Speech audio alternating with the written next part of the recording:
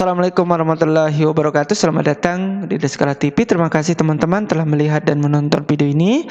Semoga video ini bisa bermanfaat kepada kalian semuanya, terutama bagi kalian yang saat ini lagi berjuang untuk lulus menjadi PNS tahun 2023.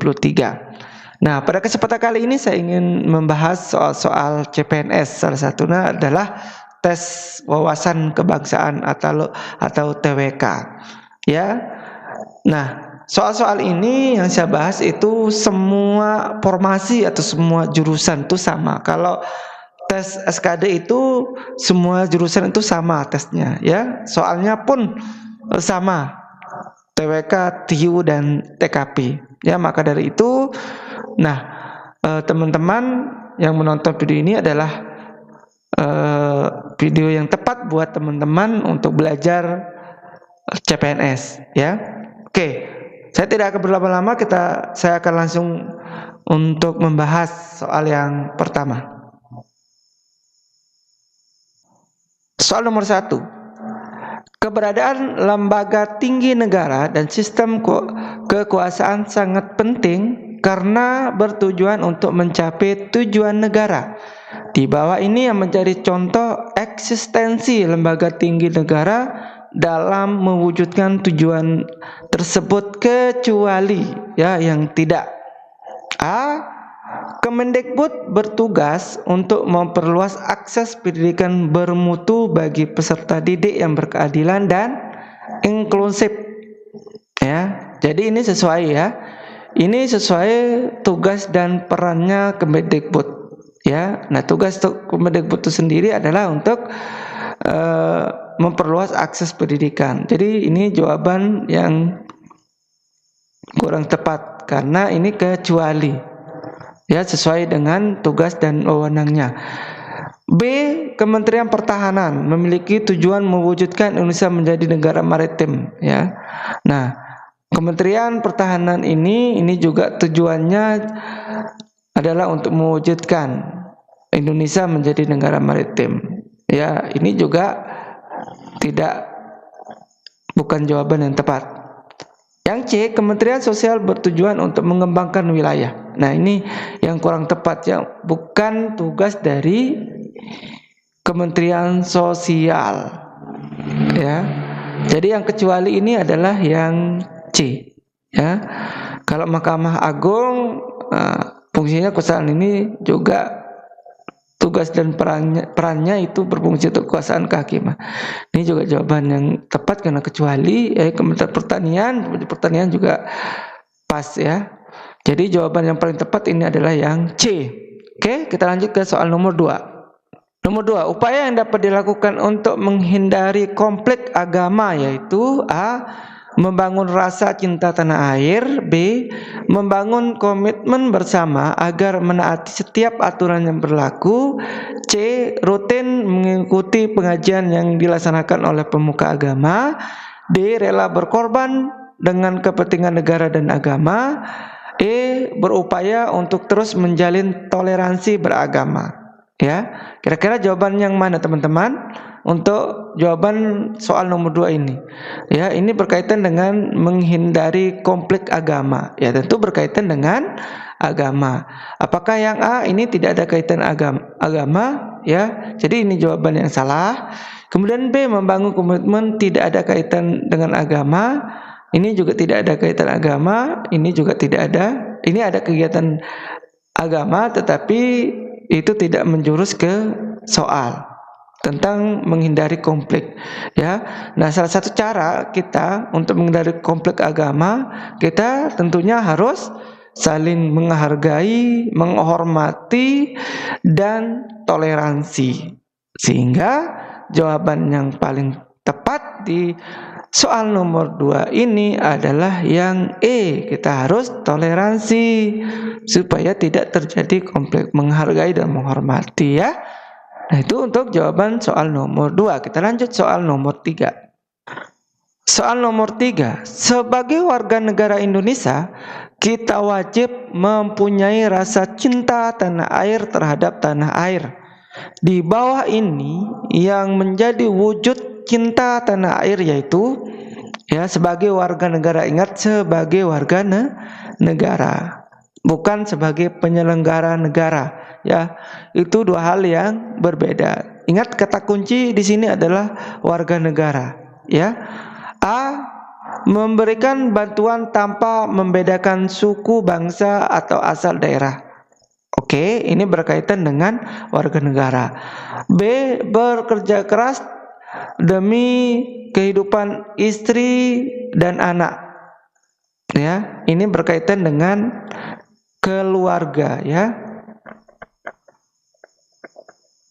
Ini bukan berkaitan dengan warga negara, sehingga B ini belum tepat. Oke. Bergotong royong dalam membangun bangunan desa yang ambruk karena bencana alam. Ini berkaitan dengan warga negara dan masyarakat atau sosial, ya, bukan sebagai warga negara. Ini C ini belum tepat. Ya. Kemudian menerima teman tanpa mempertimbangkan perbedaan bahasa. Ya, menerima teman tanpa mempertimbangkan. Ini masuk ke sosial, ya, bukan sebagai warga negara. Ya, kalau warga masyarakat baru bisa menerima teman. Oke, rajin belajar guna menguasai ilmu pengetahuan alam dari berbagai disiplin untuk diabdikan kepada negara. Ya, ini ada berkaitan dengan negara. Ini warga, ya. Ini negara.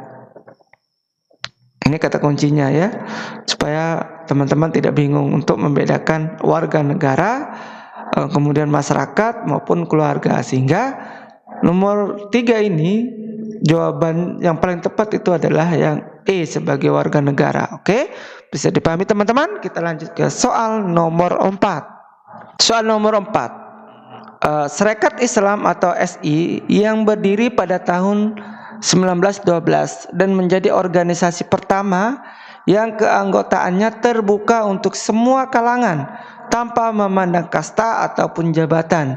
Semua kalangan bisa terlibat dalam organisasi tersebut. Partai ini dikenal dengan sifatnya yang merakyat dan tujuannya yang mudah dijalankan oleh siapa saja. Hal itu membuat Serikat Islam, ya, A, dipandang sebagai organisasi berbahaya, B, dibubarkan sebelum berkembang, C, berani melawan pemerintah Hindia Belanda, D, memiliki massa yang cukup banyak, E, memimpin gerakan perlawanan kepada Belanda. Nah, kira-kira jawaban yang mana, teman-teman? Silakan teman-teman jawab dulu sebelum kita bahas, ya.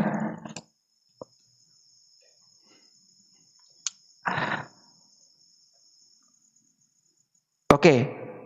Perhatikan baik-baik soal nomor 4 ini, ya. Ini berkaitan dengan SI atau Serikat Islam. Nah, dari namanya aja mungkin teman-teman mengira ini berkaitan dengan agama.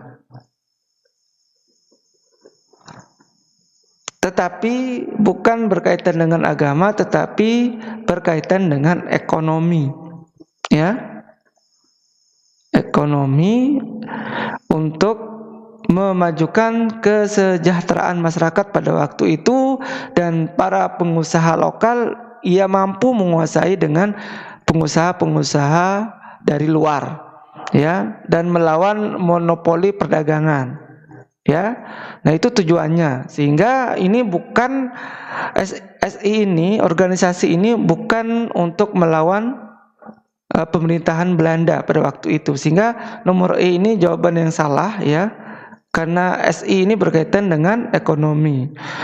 Dan ini juga bukan organisasi yang berbahaya, ya, bukan untuk perlawanan kepada Hindia Belanda pada waktu itu, ya.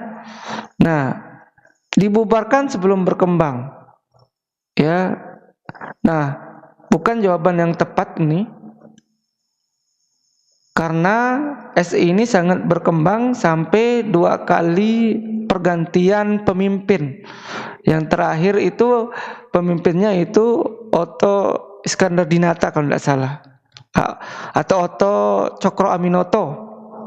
Itu yang menjadi pemimpin terakhir di organisasi Serikat Islam ini. Kemudian ini juga bukan untuk melawan Belanda, ini jawaban yang salah. Nah, yang paling tepat itu adalah yang D, ya. Karena ini berkaitan dengan ekonomi, itu tidak dilarang oleh pemerintah Hindia Belanda pada waktu itu, dan juga organisasi ini juga tidak memandang kasta dan jabatan, ya, sehingga banyak orang yang bergabung pada organisasi ini, sehingga ia memiliki massa yang cukup banyak. Sehingga jawaban yang paling tepat di soal nomor 4 ini adalah yang D. Ya, bisa dipahami teman-teman. Kita lanjut ke soal terakhir, yaitu soal nomor 5.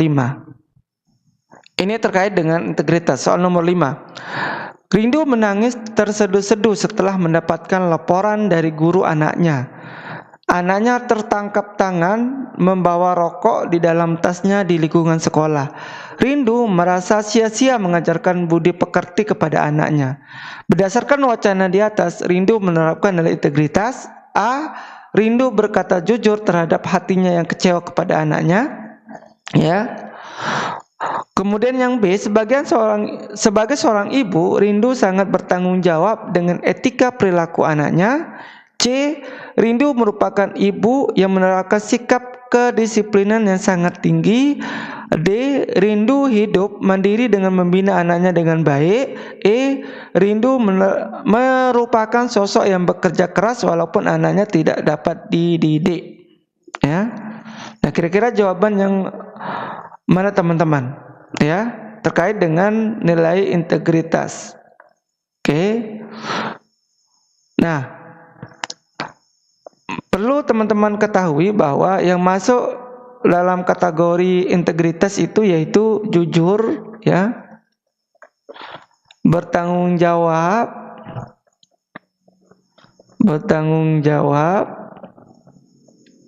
kemudian disiplin, ya, itu masuk di dalam integritas. Ini untuk integritas inti. Kalau etos kerja itu mandiri, kemudian sederhana, pekerja keras, itu masuk ke integritas etos kerja. Kalau sikap itu peduli, kemudian berani, itu masuk ke integritas sikap. Nah, terkait dengan soal ini, kira-kira mana jawaban yang benar? Oke. Yang A ini masuk kategori integritas, tetapi ini tidak ada kaitannya dengan soal. Ya, Rindu berkata jujur. Ini seorang ibu, ya, terhadap hatinya yang kecewa. Ini bukan jawaban yang tepat, ya. Ini bukan jawaban yang tepat. Kemudian sebagai seorang ibu, Rindu sangat bertanggung jawab dengan etika perilaku anaknya. Ya. Ini juga bukan jawaban yang tepat, ya. Kemudian Rindu merupakan ibu yang menerapkan sikap kedisiplinan yang sangat tinggi. Ini tidak ada kaitannya juga ini dengan soal, ya. Walaupun di sini ada disiplin, ya. Kemudian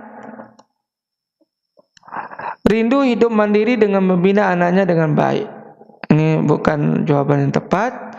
Kemudian yang E, Rindu merupakan sosok yang bekerja keras walaupun anaknya tidak dapat dididik. Artinya Rindu ini walaupun anaknya tidak dapat dididik, tapi dia tidak menyerah untuk mendidik anaknya. Dia bekerja keras supaya anaknya bisa dididik dengan baik. Sehingga jawaban yang paling tepat yang nomor 5 ini adalah yang E, ya. Oke. Nah, itu jawaban soal nomor 5. Oke. Nah, ini aja dulu untuk pembahasan soal TWK, ya. Semoga soal ini bisa menambah referensi teman-teman terkait dengan tes CPNS nanti kalau teman-teman sudah mengikuti tes, ya. Dan sekali lagi saya ucapkan terima kasih teman-teman telah melihat dan menonton video ini. Semoga video ini bisa bermanfaat kepada kalian semuanya. Ya, saya akhiri. Kita kembali nanti membahas soal yang lain, ya, TU maupun TKP. Kalau memang teman-teman suka dengan channel ini, silakan di-subscribe, ya. Saya akhiri video kali ini. Wassalamualaikum warahmatullahi wabarakatuh.